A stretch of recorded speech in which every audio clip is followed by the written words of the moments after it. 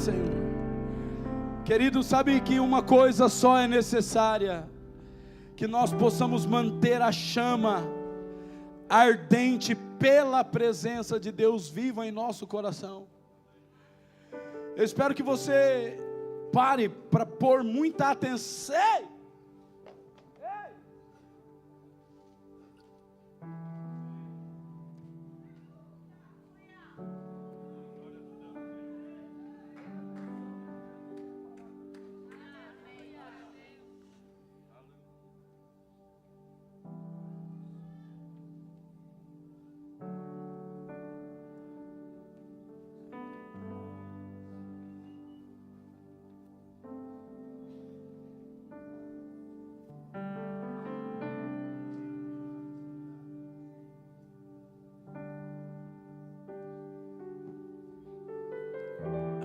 Desperdício que alguém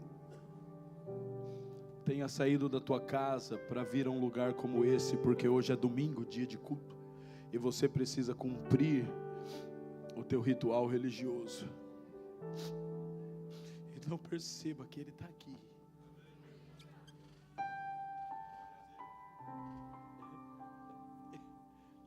E você não perceba que Ele está aqui. A presença dele está enchendo esse lugar. Não precisa acreditar em mim não, irmão. Experimenta. Fecha o olho, respira fundo, fala: eu quero sentir a tua presença. Se tem uma coisa que eu pedi para Jesus desde o primeiro dia do meu ministério, foi: Senhor, nunca me deixe andar sem a tua presença, não me deixe ir sem ela. Eu tenho certeza que todas as vezes que eu subo em um altar para pregar, Ele está comigo. A presença dele sempre esteve, sempre estará comigo, porque um dia, se não estiver, eu também não estarei. Não desperdice, irmão, a oportunidade de tocar na orla da sua veste. Não esteja em um ambiente como esse sem estar interessado nele. Ele está aqui para nos instruir nessa manhã. Eu posso ouvir um amém? E deixa eu falar uma coisa poderosíssima para você. Alguém abra o teu coração para ouvir isso. Jesus te ama. Isso é uma das coisas mais poderosas que algum dia você já ouviu. Ele ama você. Romanos 8, versículo 39 diz que aquele que nem mesmo seu único filho poupou, antes o entregou por amor a nós, não nos dará graciosamente com ele todas as coisas? Aquele que nem o seu próprio filho poupou, não nos dará graciosamente com ele todas as coisas? Se o pai não poupou o próprio filho para mostrar que te ama, ele não te dará juntamente com ele todas as coisas? Querido, a orfandade não pode predominar em nosso coração. Nós precisamos ter a certeza convicta de que nós somos amados. E hoje o Senhor virá com o peso de sua palavra sobre nós, não para nos ensinar, mas para nos ativar, nos ajustar, nos encorajar e nos fortalecer, para que nós possamos caminhar firmes, constantes e inabaláveis. Posso ouvir um amém? Querido, deixa eu te ensinar uma coisa aqui. Tudo que avança, todo avanço depende de duas condições. Duas coisas são necessárias para que aconteça um avanço. Não digo só na tua vida espiritual, digo em todos os aspectos da sua vida. Se está estagnada, está faltando alguma dessas duas características, você precisa de perseverança. Repete comigo: perseverança. Diga: perseverança e permanência. São duas coisas que são necessárias para que haja um avanço. Porque se você não permanecer e perseverar, você não consegue avançar. Mas são duas coisas distintas. Permanecer e perseverar, embora pareçam uma coisa só, não são. Permanecer requer um posicionamento firme. Escute. E perseverar requer uma movimentação constante. Eu vou repetir para que você entenda. O permanecer requer de nós um posicionamento firme. E a perseverança requer uma movimentação constante. Por isso, se você persevera, você está em constante ação por aquilo que você crê. Alguém está me entendendo? Repete comigo, se eu persevero, eu estou em constante ação por aquilo que eu creio. Diga, eu estou em constante ação por aquilo que eu creio. Agora, se você permanece, escute, você só precisa de uma coisa: convicção no posicionamento. É necessário essas duas coisas, eu preciso que você entenda para que possamos navegar hoje aqui. Repete comigo, permanecer e perseverar. Diga, posicionamento firme e movimentação constante. Por favor, igreja do Senhor, você vai entender porque eu estou sendo implicante com isso. Repete comigo mais uma vez, diga, posicionamento firme e movimentação constante. Nada pode parar a igreja do Senhor Jesus, que está permanecendo e perseverando, que tem um posicionamento firme e que está constantemente agindo por aquilo que crê. Aleluia! A inoperância não é o lugar de alguém que está cheio do Espírito Santo. Inoperância não é o lugar de alguém que teve um encontro com Jesus Cristo. Deixe-me ser totalmente prático para que você entenda. Alguém que coloca a mão no fogo, de maneira nenhuma fica inerte aquilo. Ele terá uma reação imediata e todo o seu sistema nervoso vai agir de acordo com aquela ação que o fogo promoveu nele, a queimadura. Ninguém consegue pôr a mão num fio de alta voltagem e permanecer tranquilo, é verdade ou não é? Todo o seu sistema nervoso, escute, vai agir de acordo com o choque que você vai tomar. Irmãos, você sabe que Deus é tão bom, repete comigo, Ele é tão bom. Fala mais gostoso, fala, Ele é tão bom. Você falou meio sem graça. Fala assim, tão bom. Ele é tão bom, que Ele colocou dentro de mim, dentro de você, um mecanismo chamado adrenalina. Quem já ouviu falar da adrenalina? E você sabe para que serve a adrenalina? Hã? Alguém me ajuda? O quê? Para anestesiar a dor na hora que você precisa reagir a alguma coisa que está te perseguindo ou te causando dor.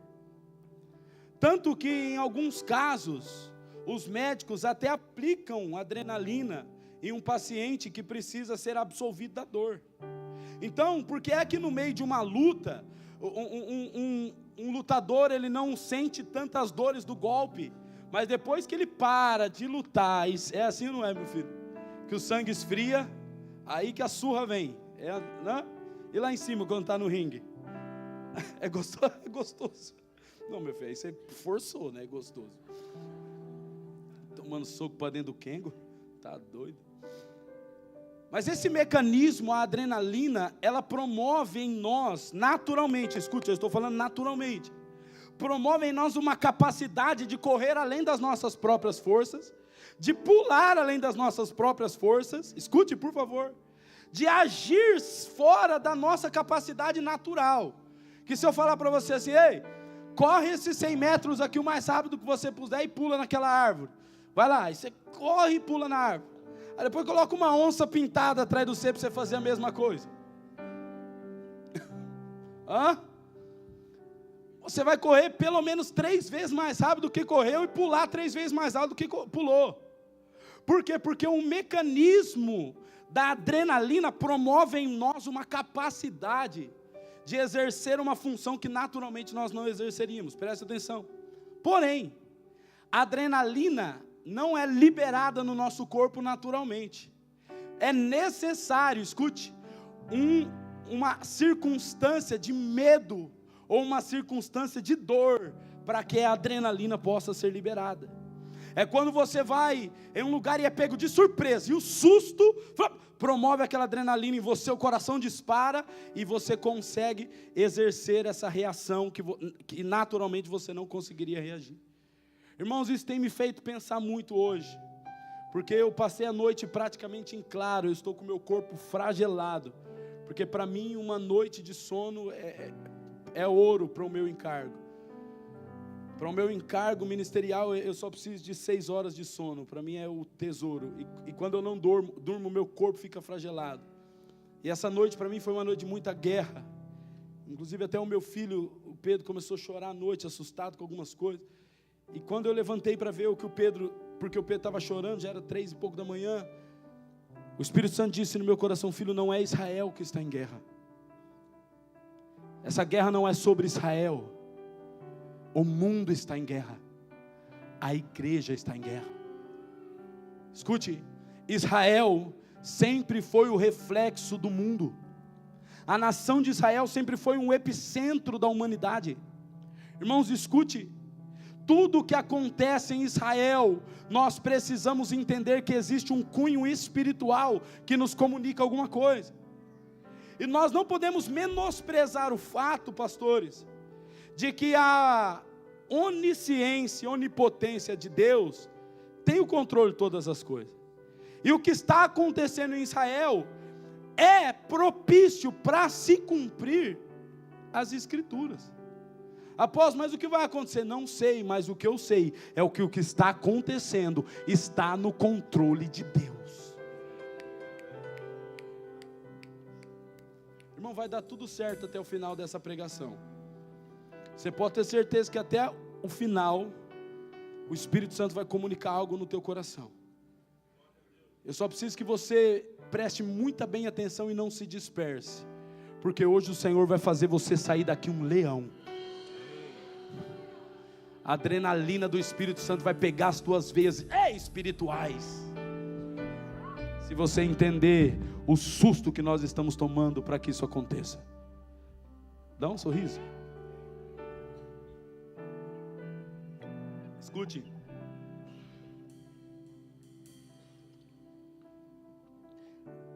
Como um homem que estuda a Escritura e caminha no ministério profético, eu posso dizer com muita clareza que qualquer coisa que acontece em Israel é uma comunicação espiritual de Deus ao mundo. E a guerra que está acontecendo, irmãos, agora era para a gente estar em Israel. Era para mim estar em Israel agora. Eu e a minha esposa ganhamos essa viagem de presente de aniversário de casamento. O nosso aniversário de casamento é terça-feira. E nós iríamos dia 5. E aí eu disse para o irmão que nos deu as passagens, falei: filho, vamos para o dia 8. E aí ele falou: vou também, e o outro também, vou também. Nós íamos em 6 casais. E nós iríamos sair daqui hoje, 11 horas da noite, e embarcar para Jerusalém. Amanhã, 6 horas da manhã, estaríamos lá. Era para nós termos ido dia 5, trocou as passagens. Irmão, e ontem eu acordei animado, Marco. Falei: rapaz, vou para Jerusalém, vou passar o aniversário de... Já pensou namorando lá em Jerusalém, rapaz? No dia do meu aniversário de casamento. E eu, rapaz, eu estava animado ontem. E de repente, o meu filho me mandou uma mensagem. Falou: pai, você viu isso aqui? Aí eu abri, cara. Quando eu abri a mensagem, eu falei: poxa, o que está acontecendo? A mesma alegria que eu estava em ir, foi a alegria que eu tive de ficar, irmão. Eu falei: Jesus, que livramento, cara. Que livramento. Pedimos o reembolso da passagem. Se perder o dinheiro não tem problema nenhum. Já estava tudo certo, tudo pago, hotel, tudo. Mas eu percebi uma coisa. Os homens que andam, irmãos, debaixo de um mover do Espírito Santo, eles não conseguem ter as circunstâncias como comuns. Eles precisam aprender algo de qualquer situação. E eu estou questionando a Deus por que dessa guerra, e o Senhor está falando: filho, eu estou mudando a realidade da minha igreja. Não diz respeito, vocês vão ver, irmãos, que essa guerra vai mudar o curso da nação de Israel. Essa guerra vai mudar o curso da realidade de Israel. Se esse é um pretexto para tomarem o lugar da construção do templo e construir o terceiro templo, não sei. Se esse é um pretexto para que Israel possa operar em Gaza, não sei. O que eu sei é que alguma coisa vai acontecer, porque todas as vezes que o meu Deus promoveu guerra, Ele se manifestou como Deus dos exércitos.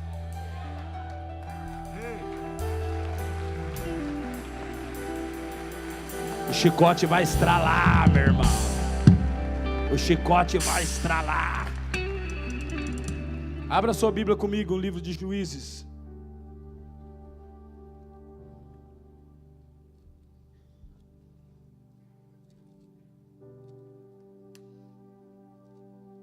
Capítulo de número 3.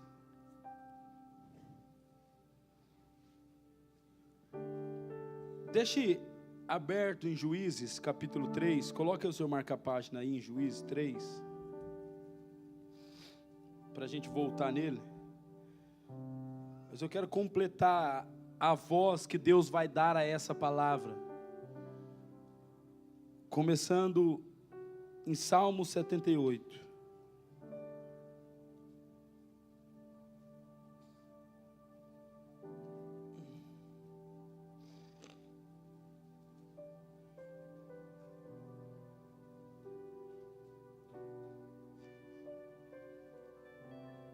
Então você vai abrir em Salmo 78, ficar com o dedinho lá em Juízes 3 para a gente voltar lá, tá bom?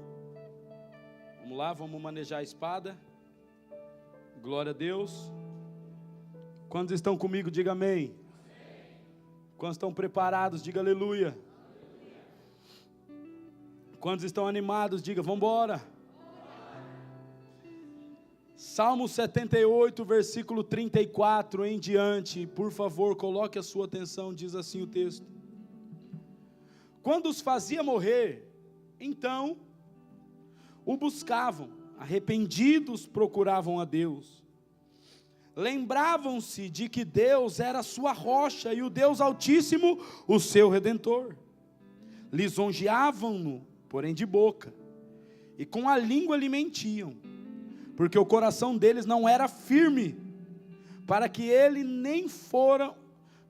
com ele nem foram fiéis à sua aliança. Ele, porém, que é misericordioso, perdoa a iniquidade, não destrói. Antes, muitas vezes, desvia a sua ira e não dá largas a toda a sua indignação. Versículo 39, lembra-se de que eles são carne, vento que passa e já não volta. Juízes capítulo 3.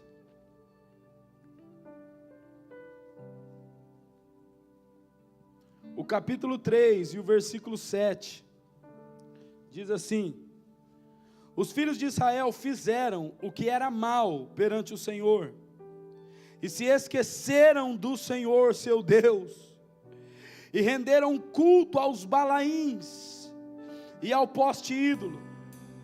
Versículo 9, vai acompanhando comigo, eu vou falar acerca de versículos específicos, porque eu quero construir uma voz dentro dessa palavra.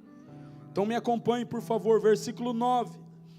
E aí clamaram ao Senhor os filhos de Israel, e o Senhor lhes suscitou um libertador, que os libertou. Versículo 12. Tornaram então os filhos de Israel a fazer o que era mal perante o Senhor, mas o Senhor deu poder a Eglon, rei dos Moabitas. Versículo 15. Então os filhos de Israel clamaram ao Senhor, e o Senhor lhes suscitou um libertador, Eude. Capítulo 4, versículo 1. Os filhos de Israel tornaram a fazer o que era mal perante o Senhor, depois de falecer Eude. Versículo 3. Clamaram os filhos de Israel ao Senhor, porquanto Jabim tinha 900 carros de ferro, e por 20 anos oprimia duramente os filhos de Israel. Vai agora para o capítulo de número 6, versículo 1. Fizeram os filhos de Israel o que era mal perante o Senhor. Por isso, repete comigo, por isso. Diga por isso. o Senhor os entregou nas mãos dos midianitas por 7 anos. Versículo 7. E tendo os filhos de Israel clamado ao Senhor por causa dos midianitas, o Senhor lhes enviou um profeta. Capítulo de número 10, versículo 6. Tornaram os filhos de Israel a fazer o que era mal perante o Senhor, e serviram aos Balaíns, aos Astarotes, e aos deuses da Síria, e aos deuses de Sidom, de Moabe. Versículo 10. Então os filhos de Israel clamaram ao Senhor, dizendo: contra ti havemos pecado, porque deixamos o nosso Deus e servimos aos Balaíns. Será que você conseguiu entender a voz que Deus está dando a essa palavra? Salmo 78 diz que todas as vezes que Deus matava o povo começava a buscar a Deus de novo. E nós podemos ver a trajetória do povo de Israel. Presta atenção, irmão, por favor, entenda isso. Isso serve para você que nunca ouviu o Evangelho, desde você que está 50 anos na igreja. Irmãos, todas as vezes que o povo de Israel buscava a Deus, Deus levantava um libertador.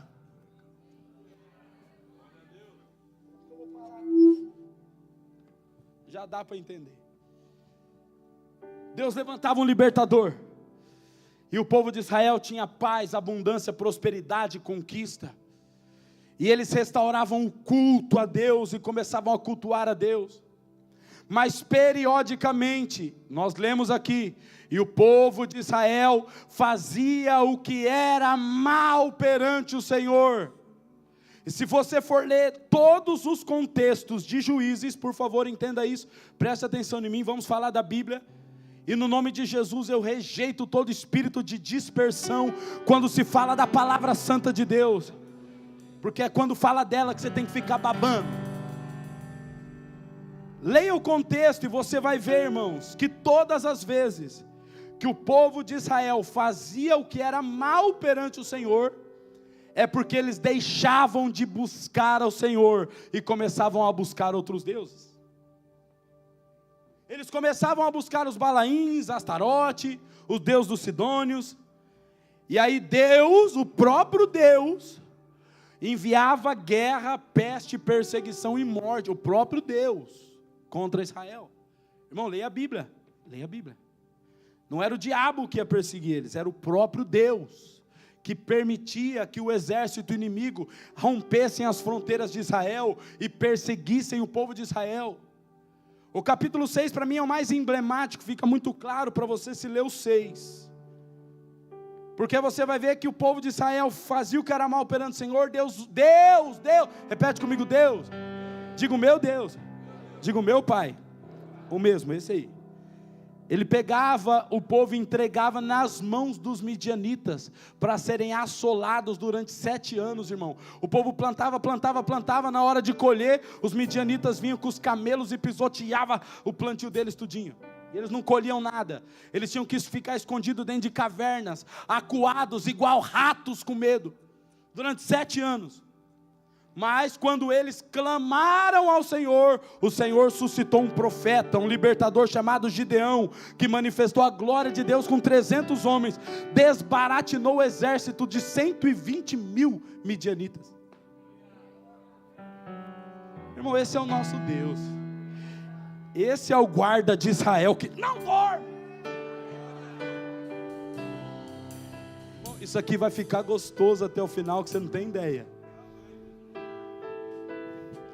Esse é o nosso Deus, o guarda de Israel, que não dormita, não vacila. Com 300 homens ele manifesta a glória e livra o povo da mão de 120.000 midianitas. Porque é que o Davi foi o rei dos reis? Me explica. Porque é que Davi foi chamado de rei dos reis? Outro título semelhante só Jesus Cristo tem. E Davi, ele reinava sobre todas as nações da terra. Por isso que Davi é a tipificação do Cristo. Ele reinava sobre todas as nações, todos os reis da terra pagavam tributo a Davi. Escute por quê? Porque quando uma nação vinha contra Davi, Davi ia para a tenda da oração, para a tenda sagrada, clamar ao Senhor, invocar o nome do Senhor, consultar os sacerdotes e falar: vamos em nome do Senhor dos exércitos. E não houve uma batalha que Davi consultou o Senhor, que o Senhor não lhe deu a vitória. Não houve uma batalha que Davi consultou o Senhor, que o Senhor não lhe deu a vitória, porque o Senhor Ele é o Senhor dos exércitos, o Deus da guerra.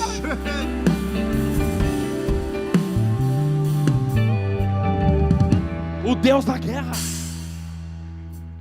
Mas todas as vezes que o povo não consultava o Senhor, eles iam para a guerra e perdiam. Irmãos, preste atenção no que eu vou te falar uma coisa, entenda isso. Deus prometeu que ia dar uma terra para o povo de Israel, e o povo de Israel atravessa o Jordão e chega na terra. Quando chega na terra, a primeira cidade que eles conquistam, vocês lembram qual era? Qual? Por favor, irmão, se fosse outro pregador que estivesse perguntando isso, eu ia ficar com vergonha ali da minha igreja, não saber responder. A primeira cidade que o povo de Israel conquistou, que tinha muralha, que eles rodearam, gritaram. Vamos lá? Qual foi a primeira igreja que o povo de Israel, a primeira cidade que o povo de Israel conquistou? Nossa, que igreja boa de Bíblia, parabéns. Eles entraram e eles conquistaram a cidade mais resistente, mais fortificada de todas. Irmãos, a cidade de Jericó era considerada impossível de ser infiltrada. Irmão, esse altar tem 12 metros de largura, 12 ou 14 de largura. O muro de Jericó tinha 17 metros de largura. Era como da ponta desse altar até no fim daquela parede. Tinha 17 metros de largura. Os carros dos cavaleiros andavam em cima do muro. Você achou que era igual ao muro da sua casa, irmão, que foi feito de broco? Aí caiu um, você achou que era igual ao muro da sua casa, de tijolinho à vista?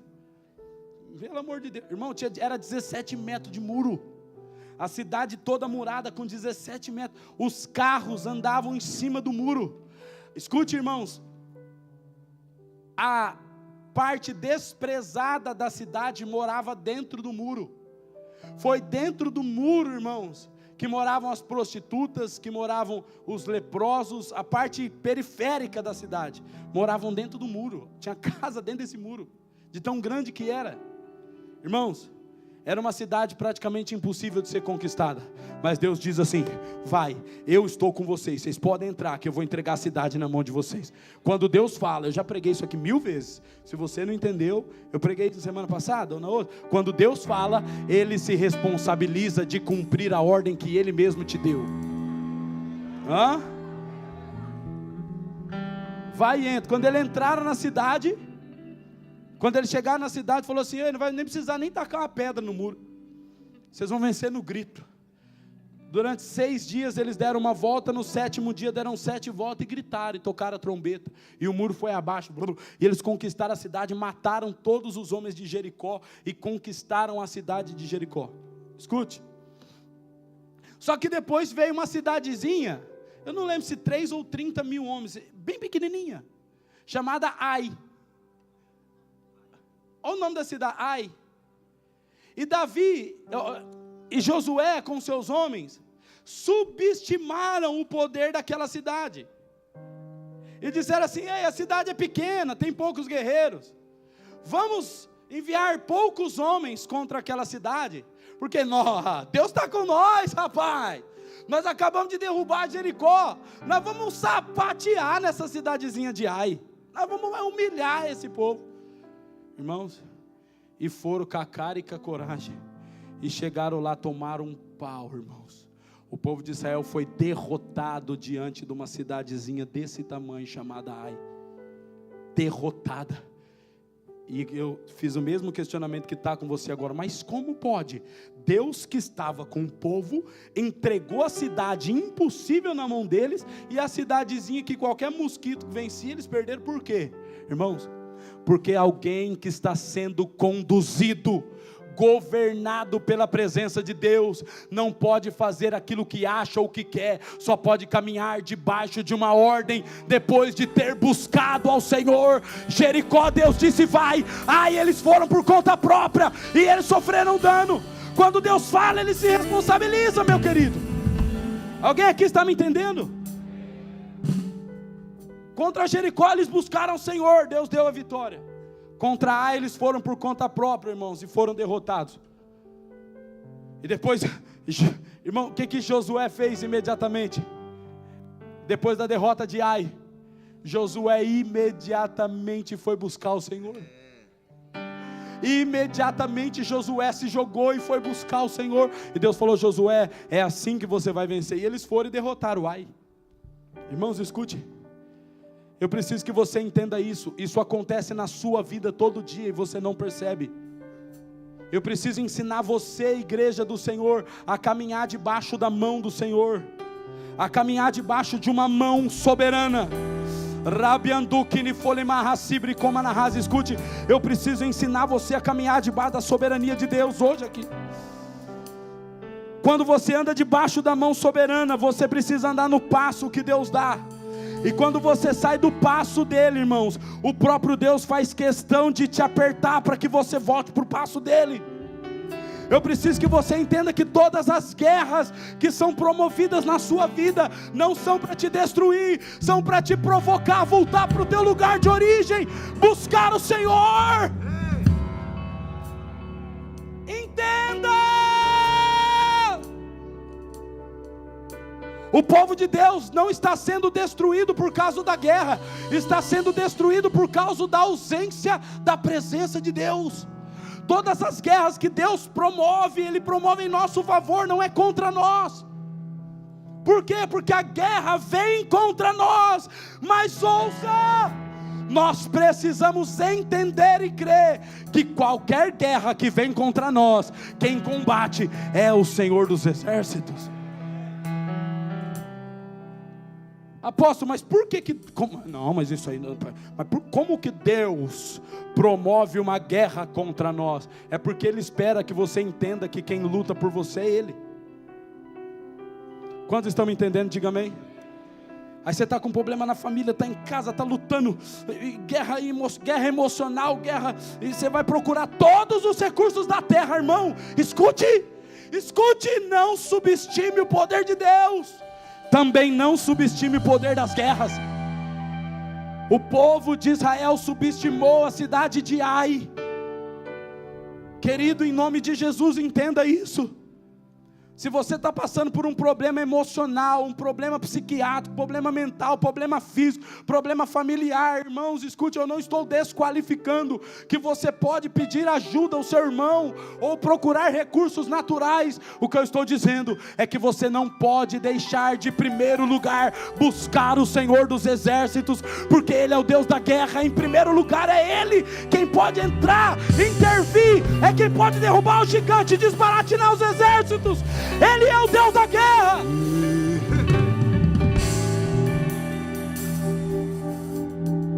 Sabe o que me deixa mais furioso, irmãos, na vida de crente, pastor Walter?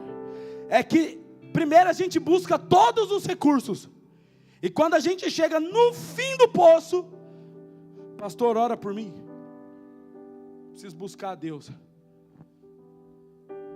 E as pessoas me procuram e falam: apóstolo, mas eu estou com essa situação, estou com esse problema, a situação é grave, o problema é grave. E eu falei: o quanto você tem buscado a Deus por esse problema? Não, Deus sabe da minha limitação. Eu falei: então você vai continuar limitado, porque a desculpa do aleijado sempre foi a muleta. Irmão, se você está passando qualquer guerra, você precisa entender o Deus que te ama. Repete comigo: Ele me ama. Repete comigo assim: eu não esqueci que o Senhor falou que Ele me ama. Ele te ama. E você precisa entender que as guerras que vêm, irmão, isso é poderoso, vem para trazer você para perto dele. Se você entender isso, você vai ter que aceitar que a nossa vida é feita de guerra, mas de quem combate todas elas é o Senhor dos Exércitos. Igreja do Senhor Jesus da minha geração, você que está nos assistindo em casa, talvez vai assistir essa mensagem daqui a algum tempo, preste atenção nisso. Nós estamos sendo conduzidos para os últimos dias, e eu espero que alguém aqui entre nós acredite nisso. Nós estamos sendo conduzidos para os últimos dias, irmãos, e nos últimos dias nós só vamos ter um lugar para nos segurar: na orla da sua veste. Nós só vamos ter um lugar para nos agarrar. Sabe aonde? Na onde? Acabei de falar.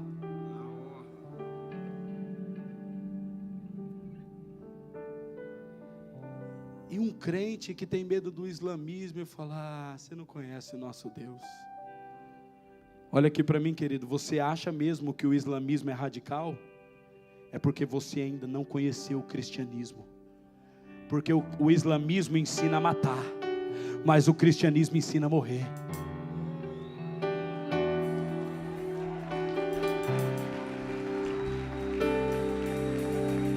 E qual você acha que é mais radical?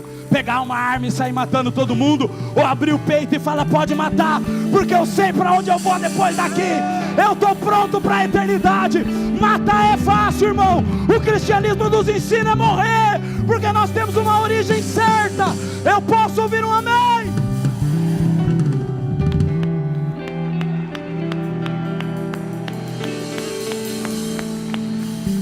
Eu queria ir pra lá, se eu pudesse estar lá. Não queria voltar, só pra ver o meu Deus frente a frente. Ih, Paulo, essa não é dessa época não, você não vai saber. Agora você me surpreendeu.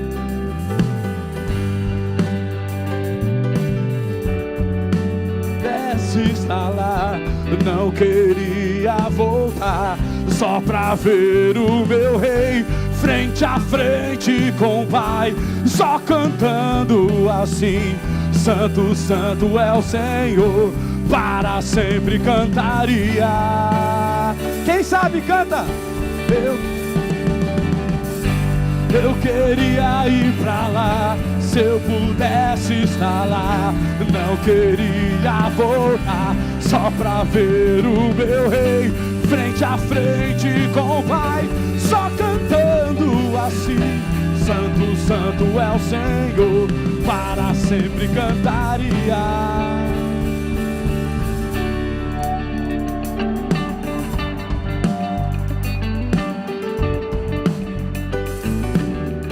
Agora você me surpreendeu, hein? Falei: essa não é da sua época não, meu filho. Ele... Esse que é o homem pronto. E o cristianismo, irmão, nos faz ser destemidos. Porque a gente sabe, o cristianismo nos ensina a apanhar, a perder. Porque a gente sabe que se o inimigo toma por uma mão, Deus devolve por 7. Irmão, a gente não tem problema de ser humilhado, porque a gente sabe que os humilhados serão... Nós não temos problema de padecer aqui, porque a gente sabe que a nossa recompensa está lá. O cristianismo, irmão, é radical, e a gente só tem medo do islamismo porque não conhece literalmente o cristianismo.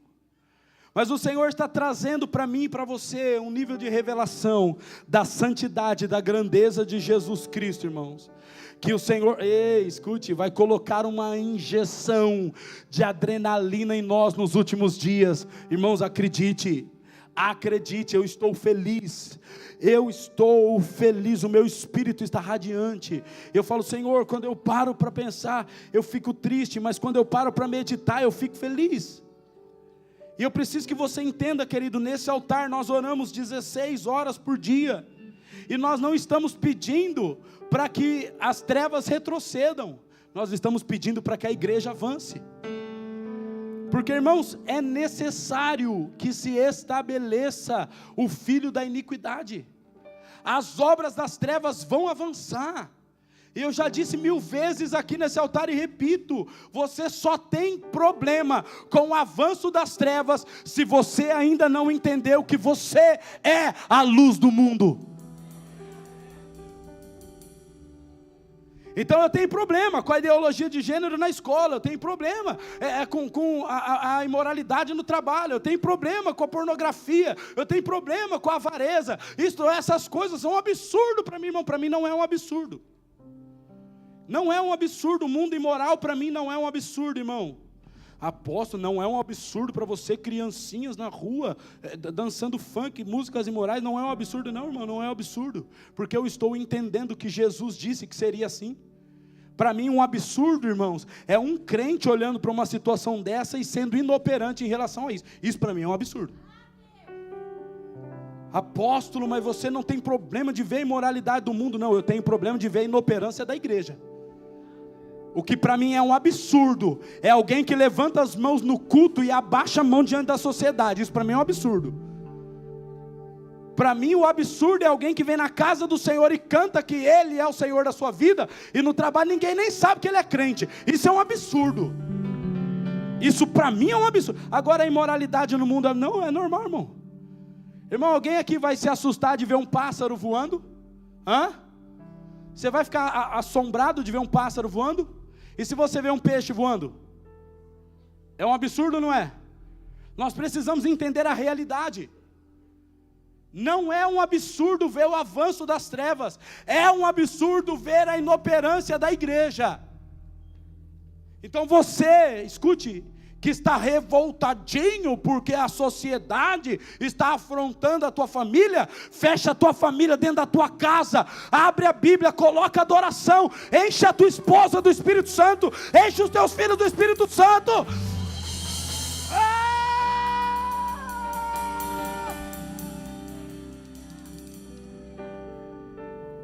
Quantas vezes, marido, você colocou a tua esposa na sala, os teus filhos, impôs as mãos na cabeça dele e falou: enche, Espírito Santo, enche, eu quero eles cheios do Espírito Santo. E pode mandar eles para a escola, irmão. O Satanás pode dar aula para eles lá. E na hora que falar assim, você é homem ou você é mulher? Você fala assim: eu sei o que eu sou, o meu pai já me definiu dentro de casa. Não, mas você pode ser o que você quiser, eu não posso ser o que eu quiser não. Eu posso ser o que Deus me fez para ser. Porque assim a palavra de Deus diz. A pastora Vanusa estava até falando, tem uma das nossas educadoras lá do Jardim de Infância, chegou para mim e falou: olha, a pastora Vanusa é a minha auxiliar na sala, mas quando ela não está, eu tenho o Pedro, tudo que eu pergunto da Bíblia para ele sabe. Eu estou dando a aula e então, mas o que está escrito lá? E o Pedro fala: está escrito isso. Só que aquela mulher que você está vendo de rosa ali, irmãos, todo dia abre a Bíblia, todo dia minha esposa abre a Bíblia com os meus filhos antes dele ir para a escola. Os meus filhos acordam, antes de comer eles sentam na sala com a minha esposa. A minha esposa abre a Bíblia, ensina a Bíblia para eles. Irmãos, entenda, nós não temos que reclamar o avanço das trevas, nós temos que reclamar a inoperância da luz. Jesus diz que o mundo é trevas, diz ou não diz? Diz que o mundo é as trevas, é ou não é? Me ajuda, é ou não é? Ele diz que você é o que do mundo? Então você tem que reclamar da tua inoperância, não do avanço das trevas. Por que você não dá um aleluia agora? Um bem forte. Só que entenda. Deixa eu romantizar a história para você entender melhor. Deixa eu romantizar. Nós estamos sendo empurrados para os dias dos fins. Quantos aqui são pais? Levante suas mãos, por favor, pais. Quantos são esposas, mães? Levanta as mãos, quantos são mães? Deixa eu falar uma coisa para vocês. E eu espero que o Espírito Santo traduza as minhas palavras em temor dentro do teu âmago agora. Eu espero que o Espírito do Senhor traduza as minhas palavras em fel de amargura dentro do teu ventre agora. Preste atenção. O mundo está vindo como um boi selvagem atrás de nós. A sociedade avassaladora está vindo como boi selvagem, em iniquidade, em perversidade, em maldade, em violência, em criminalidade, em homossexualismo, em avareza, em tudo aquilo que a palavra de Deus condena. Eles estão intensificando cada vez mais. Pai, mãe, eu tenho uma boa notícia para vocês. o Espírito do Senhor vai nos permitir ver o boi selvagem correndo atrás de nós, para nos dar uma dose de adrenalina, para olharmos para o leão da tribo de Judá, com a coroa na cabeça, os olhos de fogo, a espada na boca, e pode vir o boi que for do quinto dos infernos, nós vamos correr para a presença de Deus, e buscar ao Senhor, dia e noite sem cessar, dia e noite, nós iremos nos santificar diante do Senhor. Podem se levantar 1000 à nossa direita, 10.000 à nossa esquerda, mas os que confiam no Senhor não serão atingidos. Os que confiam no Senhor. Será que você pode aplaudir o Senhor mais forte, querido? Com toda a sua força, vamos lá. Os que confiam no Senhor são como o monte de Sião, que não se abalam, mas permanece, meu Deus. Mas permanece para sempre. Os que confiam no Senhor não se abalam, mas permanecem para sempre.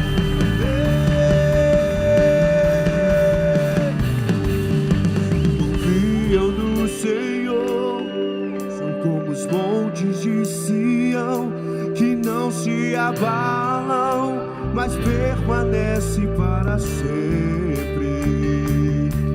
Em volta de Jerusalém estão os montes, assim é o Senhor, em volta do teu povo,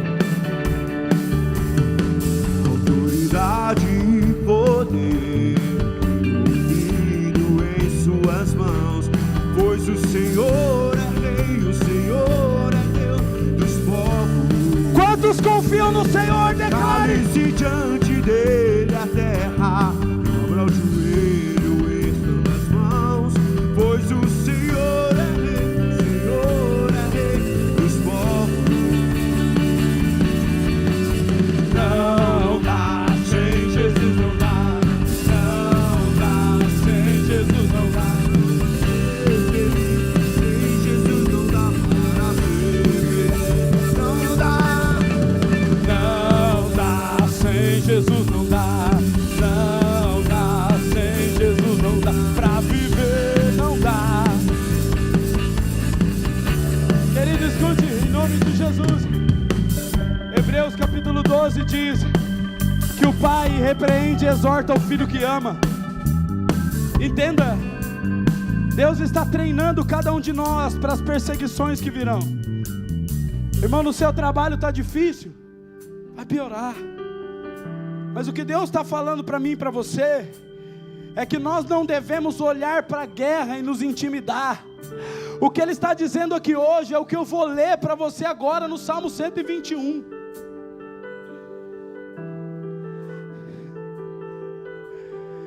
Alguém pode só ouvir, você não precisa abrir a sua Bíblia, você vai ler comigo na tela. Mas eu quero pedir ao Espírito Santo que enquanto nós lermos aqui, essa palavra entre como uma flecha no seu coração, irmão. E você sai daqui entendendo que o seu problema, a questão não é você reclamar na guerra, é você buscar o Senhor. E fica feliz, porque todas as vezes que você começar a buscar mais o dinheiro, a vaidade, a fama, Deus vai assolar você, porque Ele te ama, querido. Dá um glória a Deus bem forte. Todas as vezes que o seu coração começar a se inflamar para a vaidade, para a luxúria, para a avareza, para as coisas, Deus vai abater você com guerra. Dá um aleluia, porque Ele te ama, e Ele sabe que o meio de você correr para Ele é na guerra.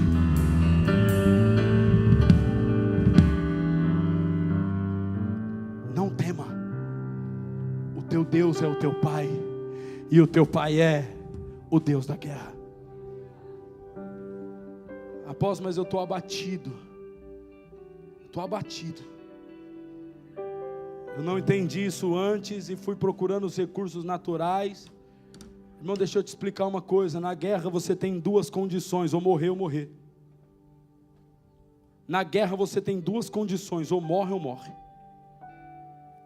Será que você entendeu ou eu preciso te explicar? Na guerra você tem duas condições, ou você morre ou você morre. Ouça! Exército do Senhor Jesus, ouça!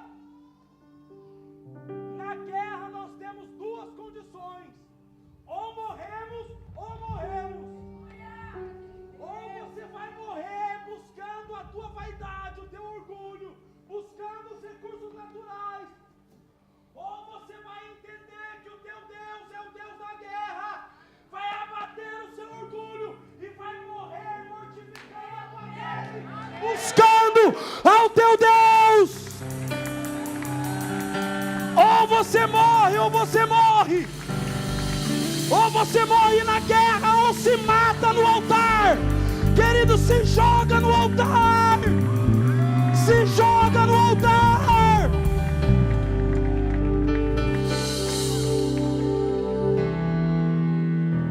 Ou você vai ficar olhando a guerra. Tô perdendo a minha família. Tô ficando endividado. Vai morrer. E quando você abrir os olhos é tarde demais. Cristão, estamos em guerra. Ou nos atentamos para isso agora, ou perceberemos quando formos derrotados. Atente-se. Na guerra é morrer ou morrer.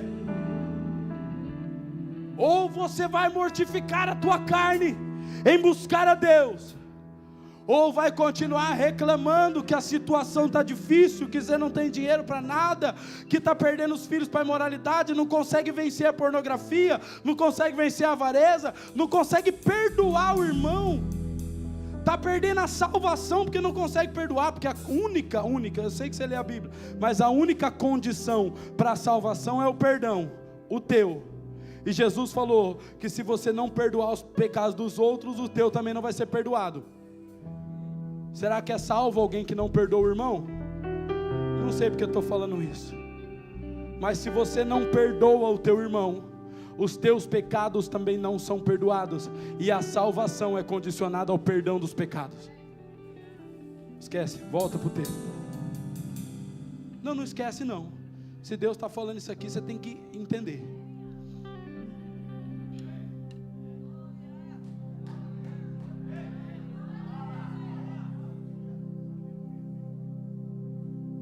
É a falta do perdão que está espremendo a fé de alguns e deixando alguns inoperantes. E os cães estão raivosos, devorando tudo ao seu redor, mas ele está lá atrofiando por causa da falta de perdão. Perdoa hoje, cara. Perdoa hoje, cara. Perdoa hoje, mulher. Perdoa hoje, homem. Perdoa hoje. Porque quando você perdoa, o perdão de Deus também vem sobre ti. Ei, as amarras caem no perdão e você começa a se tornar prático e operante de novo. Eu quero dizer isso para vocês, irmãos, em nome de Jesus. O que para mim é um absurdo, alguém que confessa Jesus como Senhor e não consegue ser a luz do mundo. Irmão, é ter coragem para quando todo mundo está falando vamos, você bater no peito e falar não vou. Quando todo mundo está mentindo, você ser homem o suficiente para falar a verdade. Enquanto todo mundo está querendo ter, você tem coragem de querer perder. Enquanto todo mundo está defendendo o rosto, você está dando a outra face para apanhar.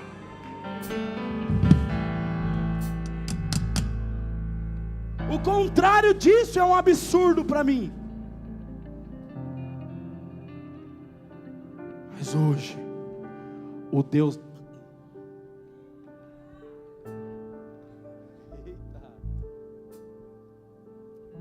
Hoje o Deus da guerra está se levantando aqui.